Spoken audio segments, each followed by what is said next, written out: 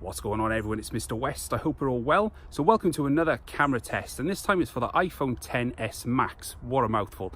Now, if you're also looking to buy an iPhone XS, everything you see in this video will be exactly the same on the iPhone XS. It's got the same cameras and the same camera software, so everything you see will apply to that phone as well. So as with every camera test video, all of the detailed specs for the cameras will be put in the description box down below, and I'll just run through some of the highlights of the cameras throughout the video so you get an idea of what we've got to play with. So starting with the front-facing camera, this is a 7-megapixel unit, and it can record video at up to 1080p at 60 frames per second. So this is the first phone, to my memory, that records video at up to 60 FPS from its front-facing camera, which is really impressive. Now, we're currently in 720p at 30 frames per second. There's no 60 FPS option for 720. I mean, why waste? But I just wanted to go through all of the different camera modes to give you an idea of what it all looks like. So as far as the rear cameras are concerned, so the business end of things, there are two 12-megapixel camera units. Now, one has an f1.8 aperture, the second has an f2.4 aperture. They've both got phase detection autofocus, and both also have optical image stabilization. However, the secondary unit does allow you to do a optical ×2 zoom, so allows you to get a little bit closer to your subject. So after some testing, the rear camera does stabilization as follows. Everything up to 4K at 30 frames per second has electronic image stabilization, and then 4K at 60 frames per second just defaults back to optical image stabilization, which you will see throughout the video. So this is at 1080p at 30 frames per second to start off with, and you can see just behind me there, it's doing a good job of stabilizing the image. It's very, very good. Again, so this is quite a bumpy piece of grass here, so stabilization is having its work cut out, trying to keep everything straight. So we're just going to do a stop now, and we'll just look out over the sea, the front-facing camera, and see how this looks. And great job with exposure as well. The sun is kind of blasting down on this side of my head here, but it's doing a good job of keeping everything in check. The sun is over there. You can see it here, so we've got some cool lens flare there on the front-facing camera. Awesome. Okay, so now we're recording at 1080p at 60 frames per second from the front-facing camera, and we'll just check detail. So it's exactly the same. I mean, the image exposure and the contrast is fantastic.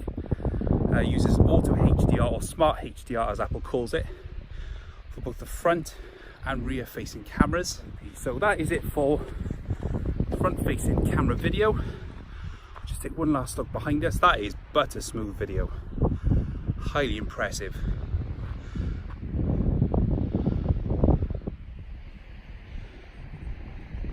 Okay, so now we're 1080p at 30 frames per second from the main rear camera, and you do get a ×2 option, so you can zoom, and there is no perceived loss of detail there whatsoever. Doing a really cracking job.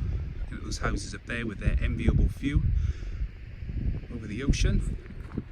So we'll just check detail and exposure. So again, wonderful contrast, looking out over the sea there, ocean, sea, water. And again, on the surrounding seaside houses.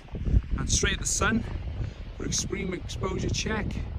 Again, we got the usual whiteout on the lens, but such a good job on the sun. It's not blowing out. You can actually make out that it's just a round object. It's not a blurry mess like you can get on some cheaper handsets. Okay, so let's check out autofocus.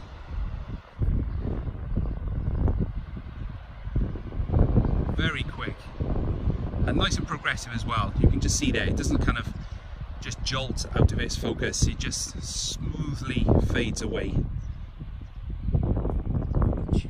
This is now 1080p at 60 frames per second. 2x zoom. And again with stereo sound in all modes on this camera. Some nice contrast on these rocks here. Lots of greys and dark greys.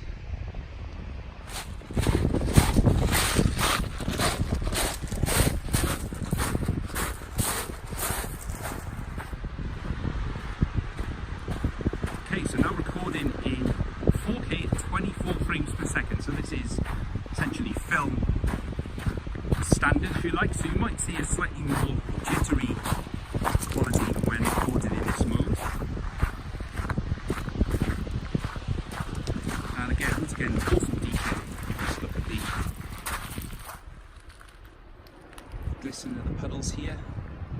looking really great, and you can definitely see the more juddery motion across the camera UI. And looking back over the grass.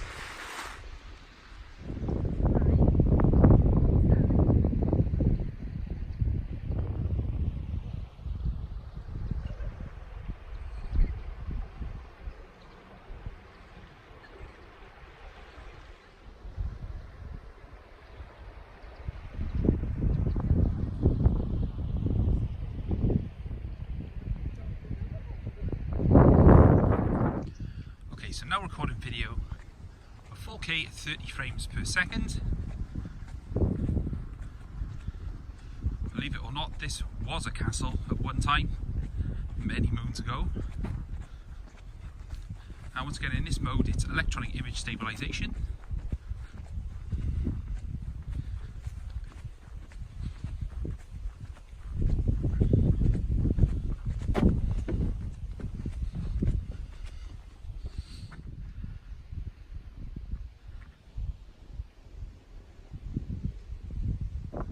So 2x zoom.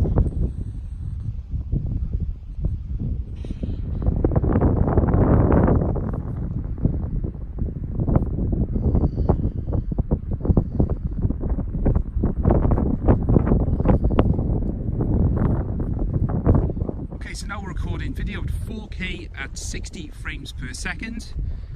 As I said at the start of the video, at this point the phone will default back to optical image stabilization, but the optical image stabilization is a real winner. It's very, very impressive, and the dynamic range in every mode is really fantastic.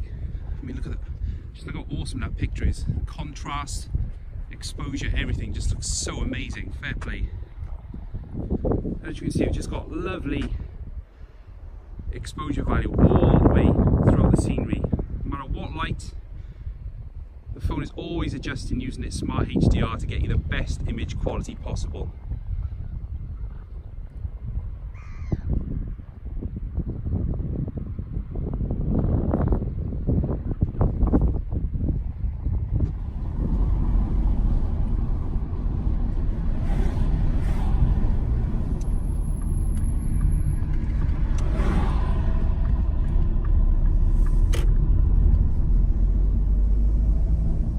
That's it everybody, that is the end of my iPhone XS Max camera test. I hope you've enjoyed this, and if you're a potential purchaser, then I hope it's helped you out and allowed you to see exactly what the video recording abilities are all about.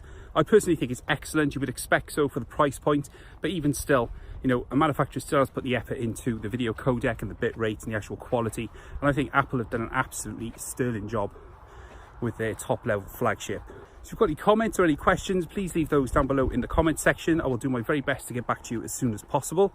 So if you're new around here, then please consider subscribing so you don't miss more camera tests coming very, very soon.